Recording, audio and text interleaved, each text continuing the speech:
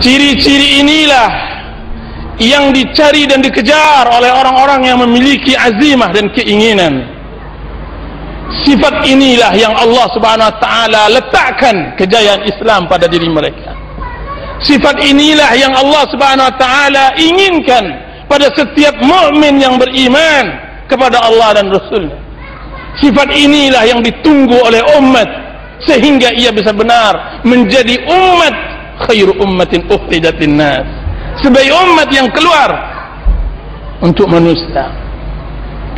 Apa sifatnya itu? Allah Subhanahu wa taala mengatakan kenapa mereka menjadi pemimpin di dunia. Maka Allah mengatakan dalam surat As-Sajdah,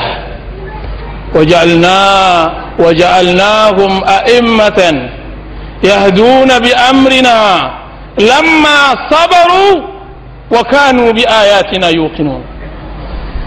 Waja'alnahum a'immatan yahduna bi amrina lamma sabaru wa kanu bi ayatina yuqinun. Dan kami jadikan mereka siapa? Orang-orang yang bertakwa kami jadikan menjadi imam, pemimpin.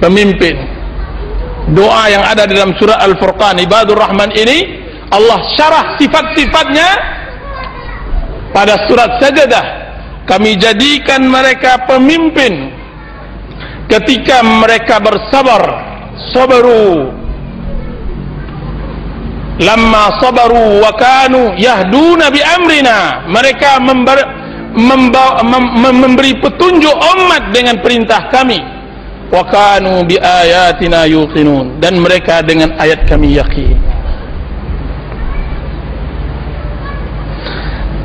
Kiranya para ikhwah yang dirahmati oleh Allah Subhanahu wa taala, di dalam ayat yang singkat ini ada 4 sifat yang harus dimiliki oleh seorang imam Ahlus Sunnah.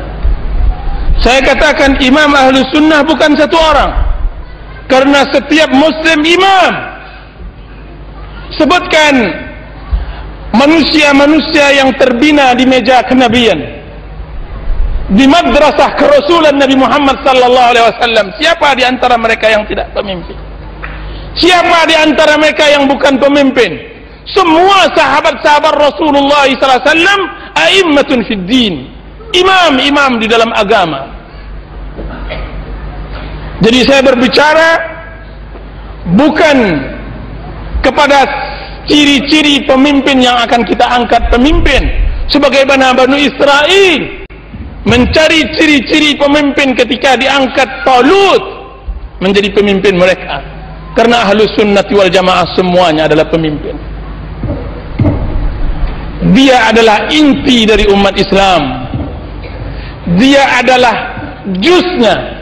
Dia adalah saripati umat Islam, sehingga dia berhak untuk memiliki sifat dan tabiat ini. Dia harus merealisasikannya di dalam kehidupannya.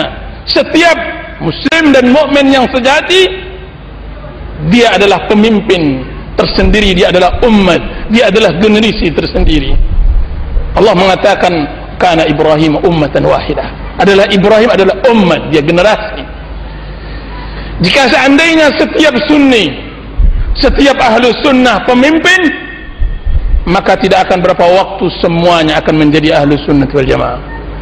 Umat Islam semuanya akan mendapatkan kebahagiaan Islam yang hakiki dengan 4 syarat yang telah Allah Subhanahu wa taala sebutkan. Pertama, kesabaran, bima sabaru, dengan sabar. Dan yang kedua, dengan yakin, wa kanu bi ayatina yuqinun, dan mereka dengan ayat-ayat kami yakin. Dan yang ketiga, mengajak umat dengan petunjuk Allah, yahduna bi amrina. Mereka membawa petunjuk dengan perintah kami. Dan yang keempat, berdakwah di atas jalan sana, berdakwah. Inilah fondasi yang dimiliki oleh Ahlus Sunnati wal Jamaah. Fondasi yang tidak boleh goyah pada setiap tempat dan zaman. bahkan ia tidak pernah goyah. Ahlus sunnah di setiap tempat dan zaman memiliki 4 hal ini: sabar, yakin, berpegang teguh dengan sunnah Rasulullah sallallahu alaihi wasallam, berdakwah dengannya. Waja'alna minhum a'immatan yahduna bi amrina lamma sabaru wa kanu bi ayatina yuqinun. Kaum muslimin